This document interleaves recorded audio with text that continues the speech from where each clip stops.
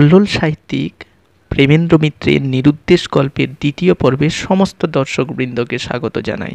প্রথম পর্বে আমরা দেখেছি এক শীতকালীন বাদলার দিনে সোমেশ এবং গল্পকথক নিরুদ্দেশ সংক্রান্ত পত্রিকার বিজ্ঞাপন নিয়ে কথা বলতে গিয়ে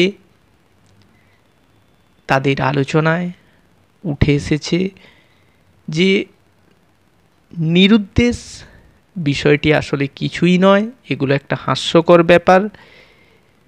হয়তো কোনো ছেলে থিয়েটার দেখে রাত করে বাড়ি ফিরেছেন, পিতা প্রতিনিয়ত বিষয়টি লক্ষ্য করে তাকে তিরস্কার করেন এবং সেই তিরস্কারে ক্ষুব্ধ হয়ে ছেলে পৃথিবীতে নিরুদ্দেশ যাত্রায় বেরিয়ে পড়ে।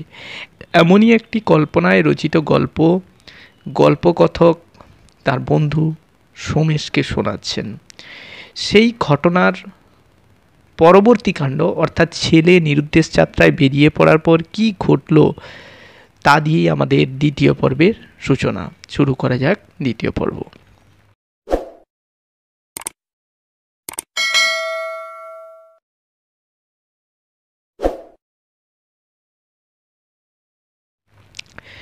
পরের দিন ভয়ানক কাণ্ড। পরের দিন বলতে যেদিন নিরুদ্দেশ যাত্রায় ছেলে বেরিয়ে পড়েছে রাত্রিবেলায়, তার পরের দিন ভয়ানক কাণ্ড, অর্থাৎ বীভৎস কাণ্ড। মা সেই রাত থেকে দাঁতে কুটি কাটেননি, অর্থাৎ কোনো কিছু খাওয়া দাওয়া করেননি। আজকের দিনও বিছানা থেকে উঠবেন মনে হয় না। বাবারও হয়তো রাত্রে ঘুম হয়নি, কিন্তু সে কথা প্রকাশ করবেন কোন মুখে? অর্থাৎ বাবা যেহেতু উত্তেজিত হয়ে এই ঘটনা ঘটিয়েছেন, তাই তিনি নিজের মুখে রাত্রে ঘুমোতে পারেননি এ কথা স্বীকার করতে পারেননি। গৃহিণীকে ধমক দিয়ে বললেন, মিছিমিছি প্যান প্যান করো না, অমন ছেলে যাওয়াই ভালো। বাবা অহেতুক এই নাকি সুরে কাঁদবার মতো প্যান প্যান করাকে পছন্দ করছেন না। নিজের দৃঢ়তাকে বজায় রেখে মায়ের কাছে তার স্বরূপটি ভাঙতে চান না। মার কান্না আবার উচ্ছ্বসিত হয়ে ওঠে, অর্থাৎ মা আবার উচ্ছ্বসিত স্বরে কাঁদতে শুরু করেন।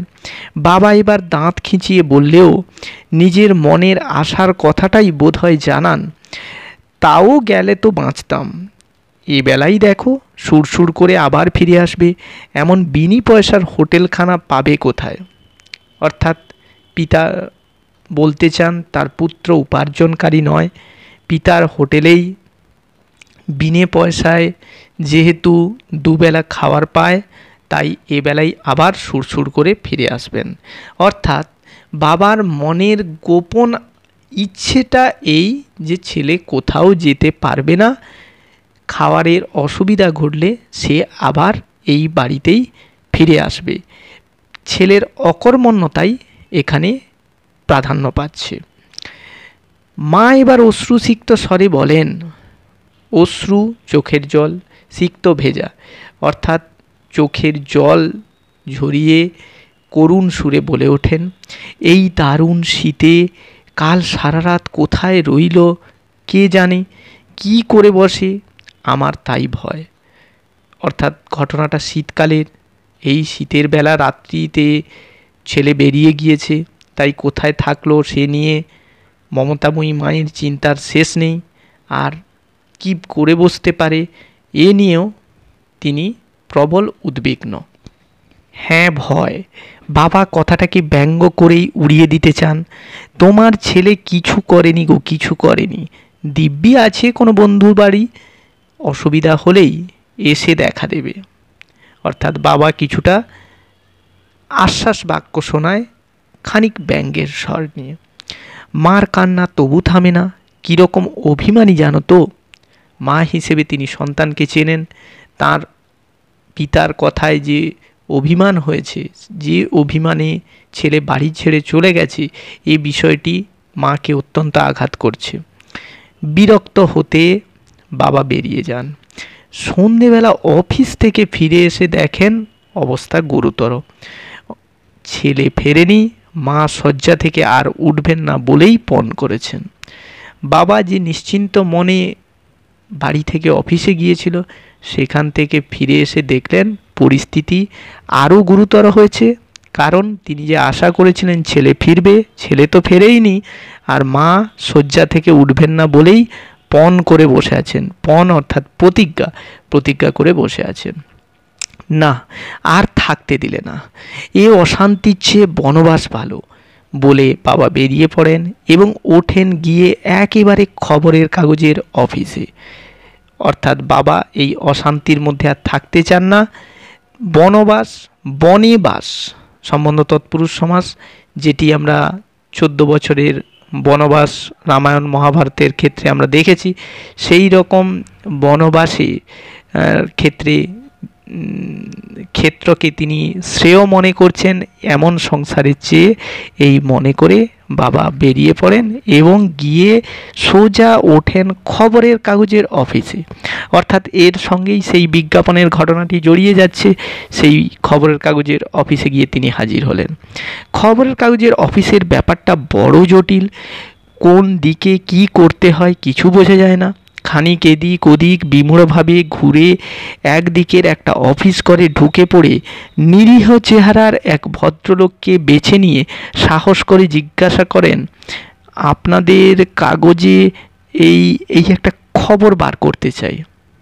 নিরীহ চেহারার লোকটি হঠাৎ মুখ তুলে ব্যঙ্গের স্বরে বলেন, খবর? কেন? আমাদের খবরগুলো পছন্দ হচ্ছে না? আমরা কি এতদিন রামযাত্রা বার করছি?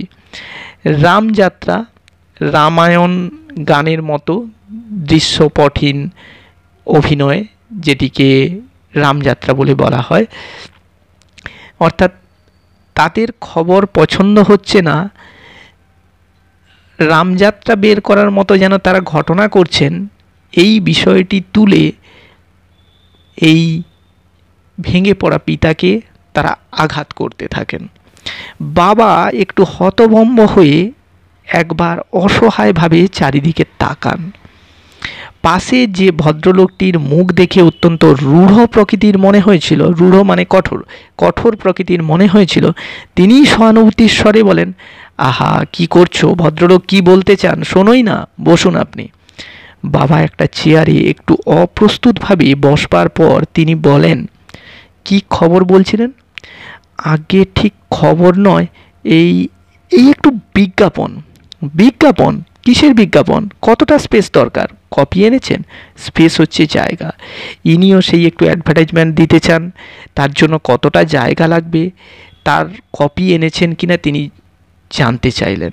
আসলে পত্রপত্রিকায় যে বিজ্ঞাপন দেওয়া হয় তার নির্দিষ্ট মাপ থাকে, সেই মাপের ওপর টাকা খরচ করতে হয়।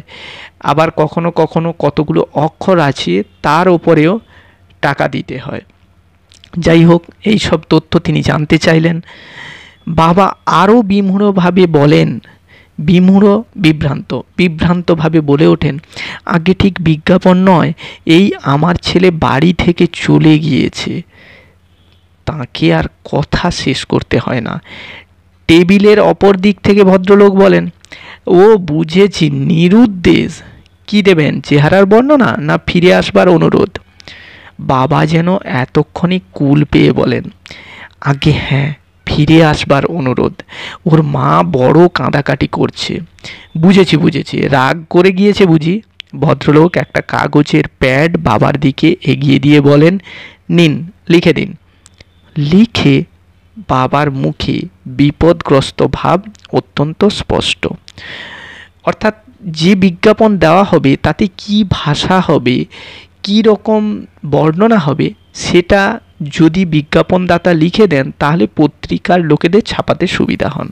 কিন্তু এই ভদ্রলোকের বিমূঢ় অবস্থা দেখে পত্রিকার দপ্তরের লোকজন বুঝতে পেরেছেন যে ইনি যে অবস্থায় রয়েছেন ইনি হয়তো লিখতে পারবেন না।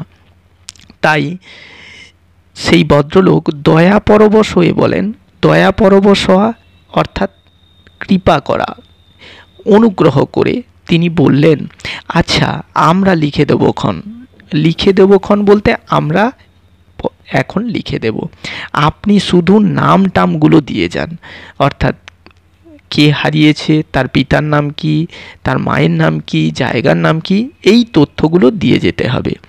পরিচয় ইত্যাদি দিয়ে যাওয়ার সময় বাবা অনুরোধ করেন একটু ভালো করে লিখে দেবেন ওর মা কাল থেকে জলগ্রহণ করেনি। সে বলতে হবে না, এমন লিখে দেব যে পড়ে আপনার ছেলে কেঁদে ভাসিয়ে দেবে। আপনি নিশ্চিন্ত থাকুন। পিতার কাতর অনুরোধে পত্রিকার দপ্তর থেকে তাকে প্রতিশ্রুতি দেওয়া হয় যে তার ছেলে অবশ্যই এই অশ্রু সজল বিজ্ঞাপনে ফিরে আসবে। আশ্বস্ত হয়ে বাবা ঘরে ফেরেন, কিন্তু অশ্রু সজল বিজ্ঞাপন বার হবার আগেই দেখেন ছেলে ঘরে এসে হাজির। অর্থাৎ এত চেষ্টা, এত প্রতিশ্রুতি সব বিফলে গেল। সেসব হওয়ার আগেই ছেলে বাড়িতে এসে হাজির হয়ে গেল।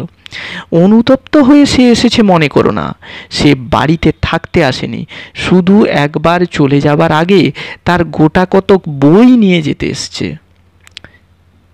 এবার মা ক্রুদ্ধস্বর শোনা যায়, তা যাবি বই কি, অমনি কুলাঙ্গার তুই তো হয়েছিস, কোনো ছেলে যেন আর বকুনি খায় না, তুই একেবারে পীর হয়েছিস।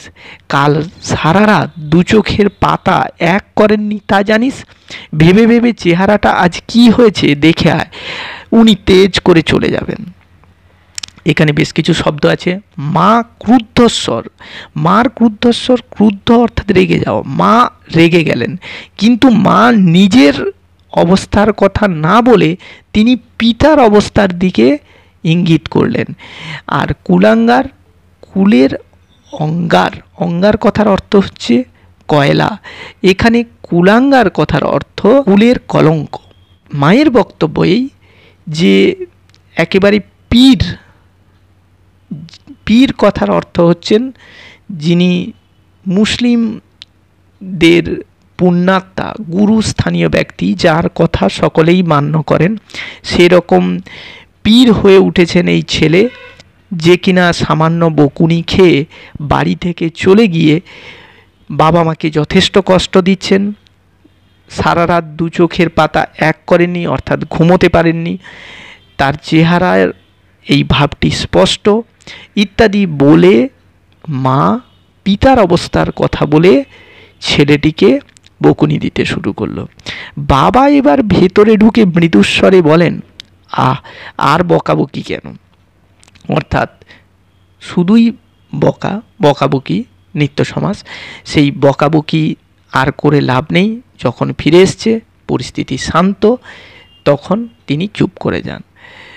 মা ধমক দিয়ে বলেন, তুমি থামো, অত আদর ভালো নয়, একটু বকুনি খেয়েছেন বলে বাড়ি ছেড়ে চলে যাবে, এত বড় আস্পর্ধা। স্পর্ধা থেকে আস্পর্ধা, আদি সরাগম। তো মায়ের কথা হচ্ছে গিয়ে সামান্য বকুনিতে ছেলে বাড়ি থেকে বেরিয়ে যাওয়া, এটা তিনি মেনে নিতে পারছেন না। তাই প্রথমে বাবা মাকে ধমক দিলেও এখন ছেলে ফিরে আসার পর মা বাবাকে ধমক দিয়ে বোধহয় সেই শোধই তুলতে চাচ্ছেন। অধিকাংশ নিরুদ্দেশের বিজ্ঞাপনের ইতিহাস এই, অর্থাৎ বেশিরভাগ নিরুদ্দেশের যে বিজ্ঞাপন, যে অ্যাডভার্টাইজমেন্ট, তার ইতিহাস অর্থাৎ তার পেছনে মূল ঘটনা থাকে, এটা বলে মন্তব্য করলেন কে? গল্পের কথক। এটি অত্যন্ত গুরুত্বপূর্ণ প্রশ্ন।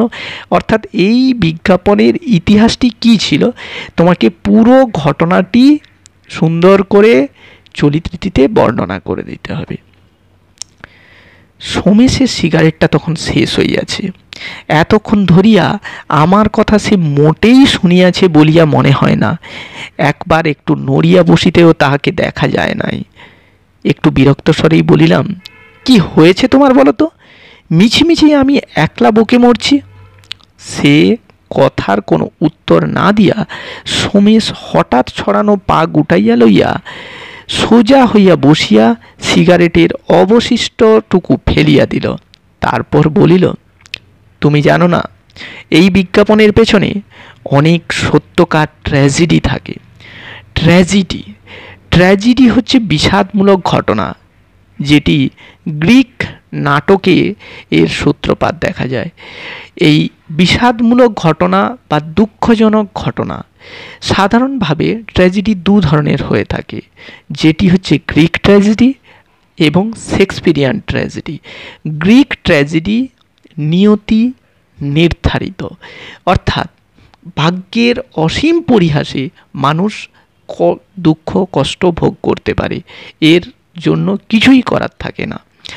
আবার শেক্সপিয়ারিয়ান ট্র্যাজেডির রীতি মানুষের ছোট্ট কোনো ভুল তাকে এমন দুঃখ বা বেদনাদায়ক জায়গায় নিয়ে যায় যা তাকে সারা জীবন ধরে ভোগ করতে হয়। তো যাই হোক, এখানে সেই দুঃখজনক ঘটনা অর্থাৎ এক ধরনের ছোট্ট ভুল থেকে বড় দুঃখজনক কোনো অধ্যায়ের সূচনা ঘটে থাকে, এটির দিকে ইঙ্গিত করলেন সোমেশ। এটি অত্যন্ত ইম্পর্ট্যান্ট লাইন। পরবর্তী ঘটনাটি যার উত্তরে আসবে যে কিভাবে সত্যিকার ট্র্যাজেডি উঠে এসছে তা উল্লেখ করো। তা থাকে যে আমি অস্বীকার করছি না, নয় স্বীকার অস্বীকার না তৎপুরুষ সমাস। গল্পকথক বললেন যে হ্যাঁ, অনেক বিজ্ঞাপন সত্যিকারের দুঃখজনক, সেটা তিনি অস্বীকার করছেন না। কখনো কখনো সত্যি যে যায় সে আর ফেরে না, সত্যি সত্যি কোনো হারানো মানুষ আর ফেরে না। অর্থাৎ এখানে ইঙ্গিত করতে চাওয়া হচ্ছে যে তার অকাল মৃত্যু বা দুর্ঘটনাজনিত মৃত্যুই তাকে বেশি করে এই কঠিন অবস্থায় ফেলে দেয়। সোমেশ একটু হাসিয়া বলিল, না তা বলছি না, ফিরে আসারই ভয়ানক একটা ট্র্যাজেডির কথা আমি জানি। অর্থাৎ ফিরে এসছে কিন্তু তাও বিরাট দুঃখজনক ঘটনা হয়ে রয়ে গেছে, এরকম একটা ট্র্যাজেডির কথা সোমেশ জানেন। আমি উৎসুকভাবে তাহার দিকে চাহিয়া বলিলাম, তার মানে? শোনো বলছি। এইখান থেকেই শুরু হলো গল্পের ভেতর গল্প। এতক্ষণ গল্পকথক তার কল্পনায় বোনা গল্প শোনাচ্ছিলেন কিভাবে নিরুদ্দেশ হয়ে থাকে। এবার সোমেশ তার বাস্তব অভিজ্ঞতার ভিত্তিতে এক অনন্য গল্প শোনাবে। এই গল্পের ভেতর গল্প, এই পাঠগুলি সুন্দর করে রচনা করতে পারেন আমাদের লেখক প্রেমেন্দ্র মিত্র। দেখা যাক কি সেই গল্প। বাইরে এতক্ষণে বৃষ্টি আবার আরম্ভ হইয়াছে। কাঁচের সার্সির ভেতর দিয়া বাইরের রাস্তাঘাট ঝাপসা অবাস্তব দেখাইতেছে। মনে হইতেছে আমরা যেন সমস্ত পৃথিবী হইতে বিচ্ছিন্ন হইয়া গিয়াছি। আমরা আগেই মেঘের পরিমণ্ডলের মধ্যে বিরাজ করতে দেখেছিলাম। এখন কাঁচের সার্সি কথার অর্থ হচ্ছে কাঁচের জানালা, জানালার যে পাল্লা তাকেই সার্সি বলে। সেই জানালার ভেতর দিয়ে বাইরের ঝাপসা রাস্তাঘাট, যাকে কিনা অবাস্তব নয় বাস্তব, অবাস্তব না তৎপুরুষ সমাস, কাল্পনিক এরকম দেখাচ্ছে। আর মনে হচ্ছে এই ঘটনা শুনতে শুনতে তারা যেন সমগ্র পৃথিবী থেকে বিচ্ছিন্ন হয়ে এই অদ্ভুত ঘটনা অনুভব করছে। পুরনো খবরের কাগজের ফাইল যদি উল্টে দেখো তাহলে দেখতে পাবে বহু বছর আগে এখানকার একটি প্রধান সংবাদপত্রের পাতায় দিনের পর দিন একটি বিজ্ঞাপন বেরিয়েছে। সে বিজ্ঞাপন নয়, সম্পূর্ণ একটি ইতিহাস। এইটি অত্যন্ত গুরুত্বপূর্ণ লাইন। বিজ্ঞাপন নয়, সম্পূর্ণ একটি ইতিহাস। বিজ্ঞাপনকে ইতিহাস বলা হয়েছে কেন, এটা আমরা পরের অংশ থেকে জানতে পারবো এর উত্তরটি। দিনের পর দিন ধারাবাহিকভাবে পড়ে গেলে সম্পূর্ণ একটি কাহিনী যেন জানা যায়। মনে হয় ছাপার লেখায় সত্যি যেন কান পাতলে কাতর আর্তনাদ শোনা যাবে। সে বিজ্ঞাপন অবশ্য নিরুদ্দেশের। প্রথমে দেখা যায় মায়ের কাতর অনুরোধ ছেলের প্রতি ফিরে আসবার জন্য।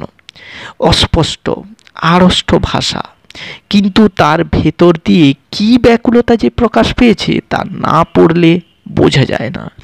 ধীরে ধীরে মায়ের কাতর অনুরোধ হতাশ দীর্ঘশ্বাসের মতো খবরের কাগজের পাতায় যেন মিলিয়ে যেতেও দেখা গেল। তারপর শোনা গেল পিতার গম্ভীর স্বর, একটু যেন কম্পিত, তবু ধীর ও শান্ত। শোভন, ফিরে এসো, তোমার মা শয্যাগত, তোমার কি এতটুকু কর্তব্যবোধ নেই?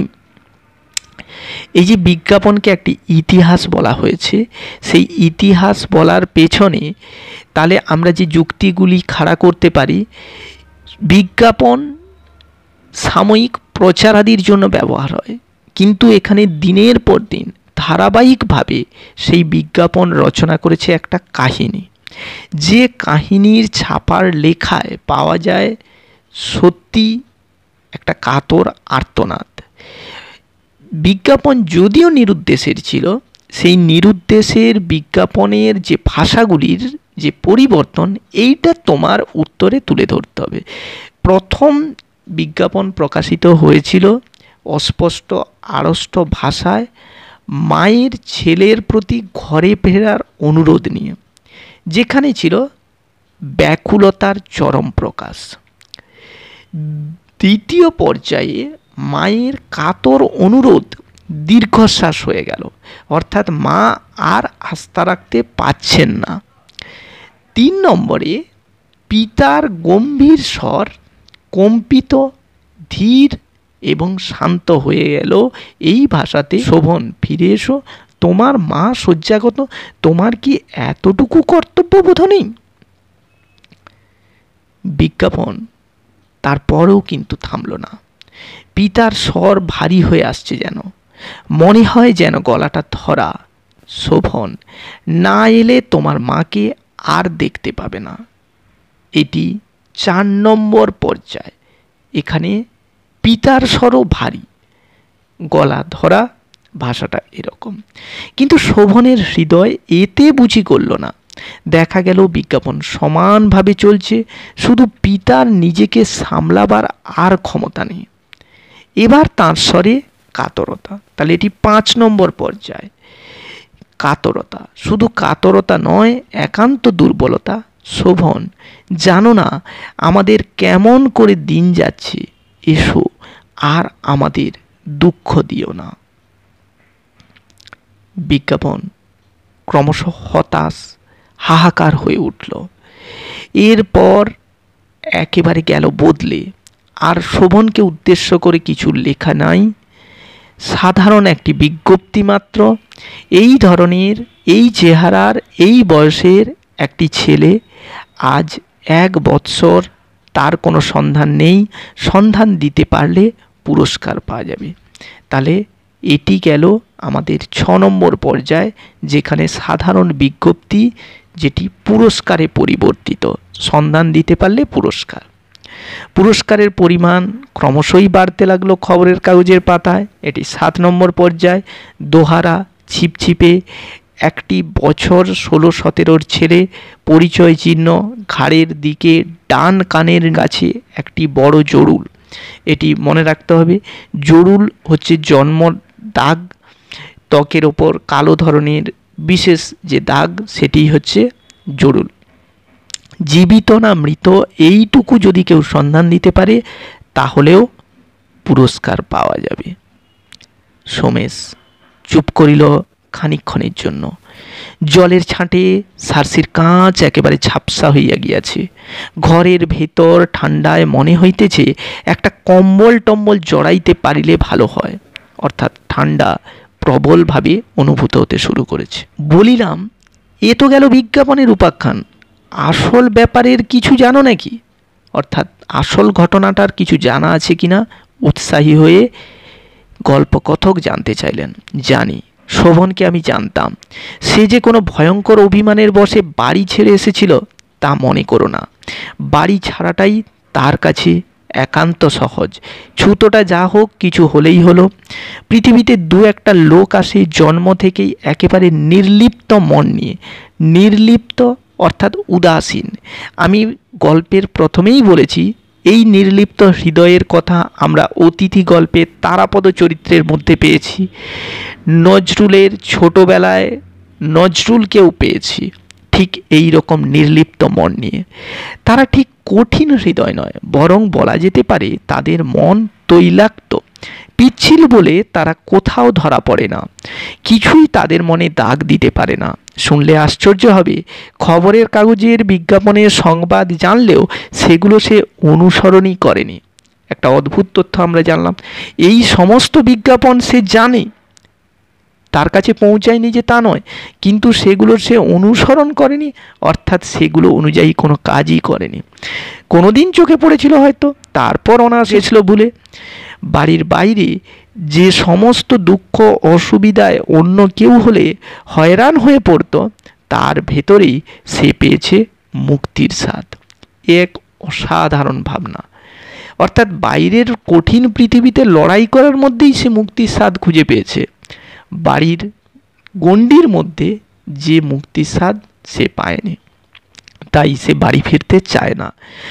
অন্য কেউ যাই ভাবুক, সে নিজেকে একটি ছোট সংসারের আদরের ছেলে হিসেবে শুধু ভাবতে পারেনি।